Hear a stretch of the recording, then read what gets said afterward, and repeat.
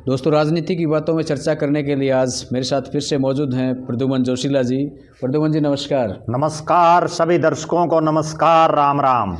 अच्छा, जिस तरीके से जी नलवा से विधायक रहे हैं, पहले भट्टू से इलेक्शन लड़ते आ रहे हैं और इंडियन नेशनल लोकदल की जब सरकार आई थी तो वो वित्त मंत्री भी रहे थे। हम बात कर रहे हैं प्रोफेसर संपत सिंह की, और उन्होंने जिस तरीके से भी कांग्रेस को लेकर के थोड़ा सा नाराजगी जाहिर करी थी, उनकी टिकट कट गई थी और उसके बाद से वो थोड़े से खफाई नजर आ रहे थे।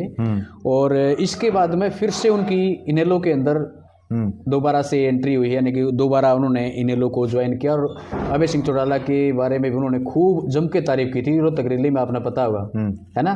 तो उनकी वापसी से पार्टी को कितना मतलब देखो, मेरा ये मानना है कि प्रोफेसर संपत सिंह को बहुत ज़्यादा इज्जत दे रहे हैं अभय सिंह चौटाला।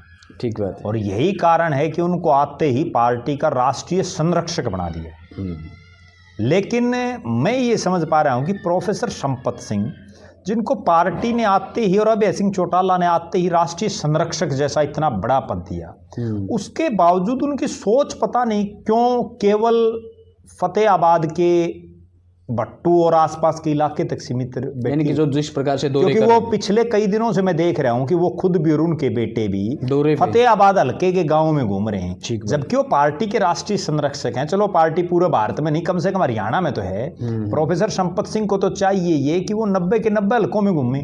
ठीक बात, ये जाकर के अच्छी बात है। वो तो मेरे को तो ये लग रहा है कि वो इसमें आके अपनी टिकट पक्की करना चाह रहे हैं, खुद की या अपने बेटे की, क्योंकि कांग्रेस ने तो लगातार 2 बार उनको टिकट दी नहीं। लेकिन उनको ये भी समझना चाहिए कि वहां उस इलाके में जब पिछले काफी समय से सुनैना चौटाला इतनी जबरदस्त मेहनत कर रही है, ये पिछले कुछ दिनों से, ठीक है, जब वो इतनी मेहनत वहां से कर रही हैं, तो प्रोफेसर संपत सिंह तो राष्ट्रीय संरक्षक है पार्टी के, उनको तो बल्कि ये और ऐलान करना चाहिए और कहना चाहिए उनको कि भाई जहां से भूपेंद्र सिंह हुड्डा लड़ेंगे मैं तो वहां से लड़ूंगा, मैं राष्ट्रीय संरक्षक हूं पार्टी का, मैं तो किलोई से लड़ूंगा, मेरे किलोई से लड़ाओ चुनाव। सही बात है, ठीक है ना। उनको तो अभय सिंह चौटाला को ऑफर देना चाहिए तुरंत। और अगर वो ये ऑफर दे दें, भले ही चुनाव हारे जीते वो एक अलग बात है, लेकिन बुढ़ापे में एक बड़े नेता बन जाएंगे प्रोफेसर संपत सिंह। लेकिन उसके लिए एक बड़ा जिगरा चाहिए, ठीक है ना। उसके लिए केवल भट्टू और फतेहाबाद तक सीमित होने से काम नहीं चलेगा। सही बात है। अगर उनको ये धन्यवादी दौरे या लोगों से मिलने का कार्यक्रम करना था तो इस भट्टू और फतेहाबाद को तो वो पिछले लगभग 20 साल से छोड़ चुके हैं, घर घर को जानते हैं, ठीक है। उसकी बजाय तो उन्होंने पहले नलवा हल्कम करना चाहिए था। सही बात है, ठीक है ना। ठीक बात। जहां जब उनका हल्का जो है टूट गया था और वो बिल्कुल राजनीतिक तौर पर बेघर हो गए थे, तो इस नलवा ने उनको विधानसभा में पहुंचाया। यहाँ की तो वो सुध बुध नहीं ले रहे।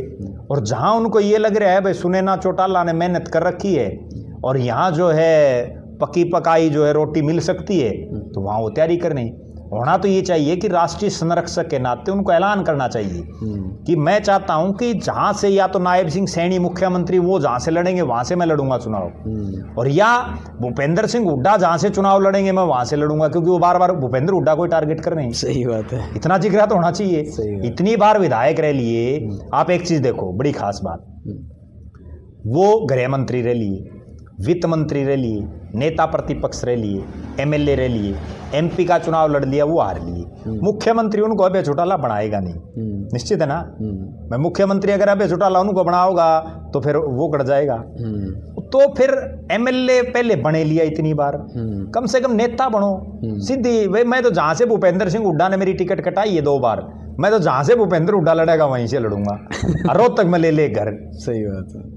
जब वो भट्टू से एमएलए थे तो भी तो इशारा करते, ठीक है, रोहतक में घर लेके अंदर अपना किलोई में गाड़ दें। ठीक बात है, बिल्कुल सही बात, नेता बन जाएंगे। बिल्कुल। तो आज इंडियन नेशनल लोकदल की जो पार्टी है उसके बारे में राजनीतिक विश्लेषण करा प्रद्युमन जी, आपका बहुत बहुत धन्यवाद। और फिर मिलेंगे एक नई वीडियो में एक नए विषय के साथ में, तब तक के लिए आप सबको राम राम।